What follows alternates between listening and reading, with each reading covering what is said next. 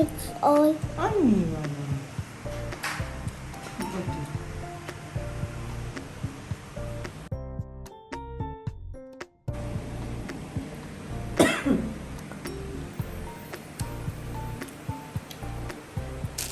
ආයිබෝන් ඉතින් කොහොමද යාලට ඔන්න ඉතින් පොඩි බ්ලොග් එකක් ගෙනාවා. ඉතින් උයන වීඩියෝ එකක් තමයි ගෙනාවේ. ඉතින් හැමදාම කඩෙන් කෑම කන ඒවාම දාන්න මං ආස නැහැ. ඉතින් ඇත්තට මං ඔයාලට කලින් කියනවා කලින් අපේ බබා කෑ ගහනවා.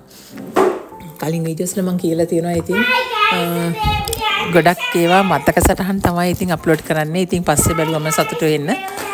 ඉතින් මොන අද මම අප්ලෝඩ් කරන්නේ මම උයන එකක්. ඉතින් වම්බොටු කරි එක අපේ ගෙදර හරිම ආස දෙයක්. වම්බොටු මොන විදිහට හැදුවත් ඉතින් රසම රස එළවලු જાතියක් තමයි වම්බොටු කියන්නේ. ඉතින් අද මම හදන්නේ වම්බොටු ඉස්සෙල්ලා තෙලේ බැදලා අරගෙන වම්බොටු කිරට හදන එක. ඉතින් අද කිරට මිරිසර දෙකටම තමයි හැදුවේ. ඔන්න ඉතින් එහෙනම් බලන්න. ඉතින් ඉස්සෙල්ලා වම්බොටු අපි හොඳට හොදලා මට මේ වීඩියෝ එකම පොඩ්ඩක් මිස් වුණා. වම්බොටු ඉතින් කපලා අරගෙන ඒක ඔයාලා දන්නවනේ මුල් ටික.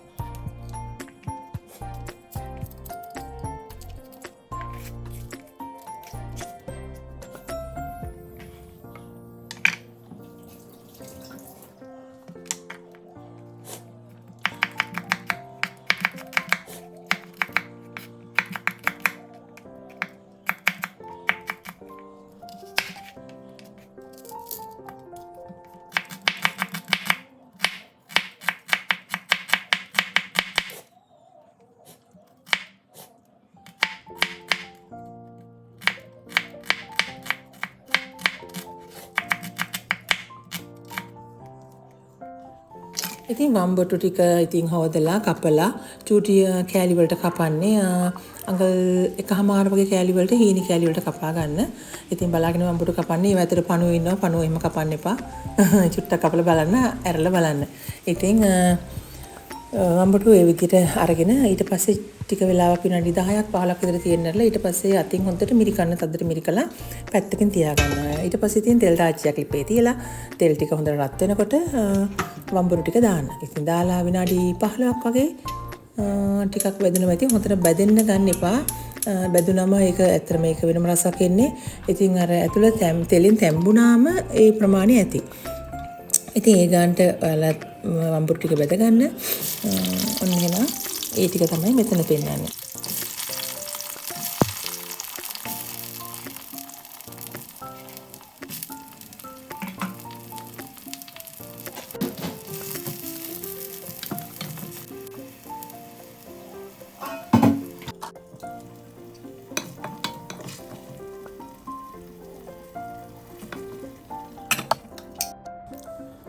ඊට පස්සේ ඉතින් තව හට්ටියක් ලිපේ තියාගෙන මැටි හට්ටියක් තමයි ඉතින් ඕන. මොකද තක්කාලි දෙහි අපි දානවා. ඒක නිසා ඉතින් මම කොහොමත් ස්ටේන්ලස් ස්ටීල් පාවිච්චි කරන්නේ නැහැ මේ වගේ දේවල් වලට.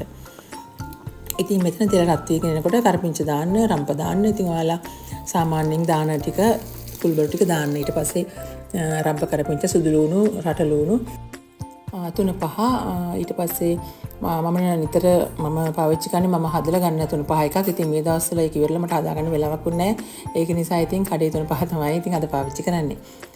ඊට පස්සේ සූදුරු දානවා, ලුණු, මිරිස්, කෑලි මිරිස් ඒව ටිකක් දාගන්න. මට අවු මිරිස් ඉතින් තක්කාලි චුට්ටක් පහ වුණා වෙලාව දාගන්න වෙලාව. ඉතින් ඒකට ඔයාලා ප්‍රශ්න කරගන්න එපා. ඔක්කොම ඉතින් තෙලින් හොඳට ලුණු සුදු ලුණු තැම්බුණාට පස්සේ ඒව ඇඩ් කරන්න පුළුවන්. ඒ ටික හොඳට ටෙම්පරා දුන්නාට පස්සේ ඔයාලා බැදගත්තපු වම්බොරු ටික දාන්න. වම්බොරු ටික දාලා ඔක්කොම එකට කවලම් කරන්න. කවලම් කරලා චුට්ට වෙලාවක් තියෙනරලා හොඳට මිටිකිරි දාන්න. මිටිකිරි ටිකක් හොඳ ඒ කියන්නේ ඝන මිටිකිරි ටිකක් දාන්න. දිය කිරි නෙවෙයි මිටිකිරි. මිටිකිරි ටිකක් දාලා හොඳට තැම්බෙන්න අරින්න. ඒක ටිකක් හිඳෙන්න ඕන. හොදි වගේ කන්නේ. අපි අල හොදි ඒ කියන්නේ ගොඩක් හොදි විදියට කන්නේ නැහැ මේක. හිඳලා තමයි කන්නේ. ඊට පස්සේ ටිකක් හිඳුනට පස්සේ නිවුනට පස්සේ දෙහි ටිකක් දාන්න. ඉතින් දෙහි බෑයක් වගේ දාගන්න. ඉතින් හරිම රසයි මේක. වම්බොටු ඉතින් මං කිව්වේ ඉතින් වම්බුට ඉතින් මොන විදිහට හැදුවත් රසයි නේද? ඉතින් ඒ තරම් රස එළවලුවක් තමයි වම්බුට කියන්නේ. ඉතින් මේ මං වම්බුට හදන එක ක්‍රමයක්.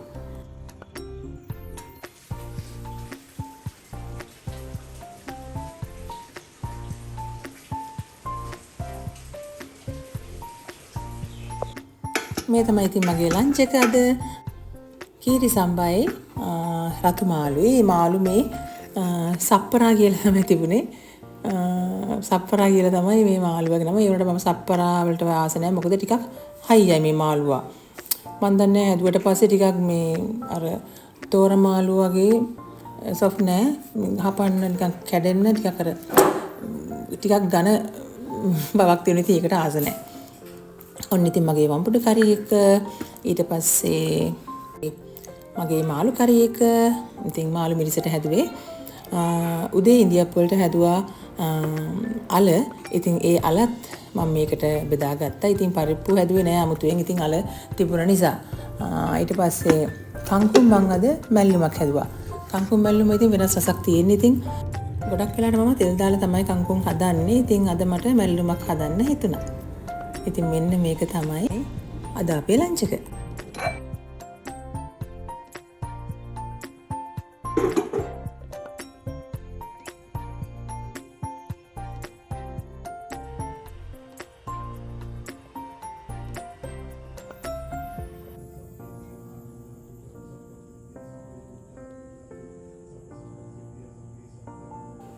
ඉතින් ඊටම සතුටින් ඉතින් හැන්දෑ වෙනකොට ඉතින් බුදුපහන පත්තු කළා. ඉතින් අපි ඩිනර් එක ගන්නවා. ඉතින් මේ පහුවෙන්දා උදේ ඉතින් බ්‍රෙක්ෆාස්ට් එක අරගෙන තමයි අපි තේක බොන්නේ සාමාන්‍යයෙන්. එහෙම තමයි. නැතු උදේම අපි තේ බොනවා හරිම අඩුයි. ඉතින් මේ තමයි ටී ටයිම් එක. ඉතින් මම හරි ආසයි තේත් එක බිස්කට් කන්න. ඉතින් පොඩි කාලේ වගේ. ඉතින් ඔන්න ඉතින් මගේ බිස්කට් එකේ කෑල්ලකුත් ඔයාලත් එක්ක ෂෙයා කරගන්නවා. බිස්කට් මෙහෙම කන්න කැමති අය ඉන්නවා නම් කමෙන්ට් කරන්න. ඔයාලා රටේන්දි කන්නකොට බලාගෙන කන්න. ඇතුලේ පුස් තියෙනවා. මට අලුතක තමයි ඒක අහු උනේ. ඉතින් කළු පාට පුස් තියෙනවා. සමහරවිට අපි දන්නේ නැතුව කෑවොත් ඉතින් ඒක හොඳ නෑ. පුස් කියන්නේ ඉතින් දිලීරයක් නේ. ඉතින් ඒක ඇත්තටම අපේ ඉමුන් සිස්ටම් එකට හොඳ නෑ.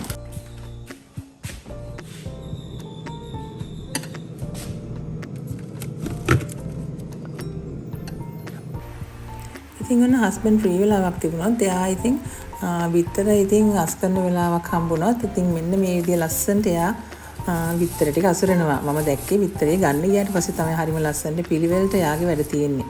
මම නම් මෙච්චර දෙයක් මට ඇත්තටම මොලයක් ඉන්නේ නැහැ. මෙහෙම මේ අස්සට දාලා ලේයර්ස් දෙක තුනක් දාන්න.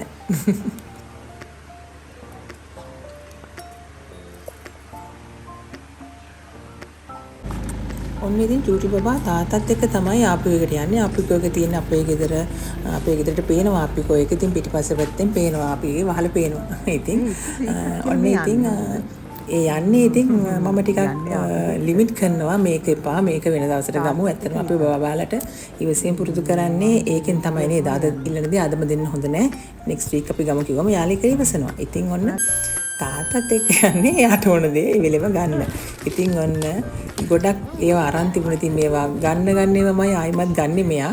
ඉතින් මේකත් තිබුණා කලින් එක කැඩුනා. දැන් ඔන්න ගොඩක් දේවල් ටිකක් කරන්න වෙලා තියෙනවා. මම මෙතන පොඩ්ඩයි මට වීඩියෝ කරන්න හම්බුනේ. ඔන්න ඉතින් පොඩ්ඩක් අසුරන පොඩි වීඩියෝ එකක් ඔයාලට ගෙනාවා. ඉතින් මේක තියෙන වීඩියෝ ගන්න නෙමෙයි මම බිසි වෙලාවට ඉතින් ටට්ටක් ගාලා ගෙනාව බඩ ටික දාගත්ත එකක් තමයි මම වීඩියෝ කළුවා. ඔයාලත් එක්ක එක ෂෙයා කරගන්න. Close the fridge, Baba. You can close properly. Where's my Milo and other one?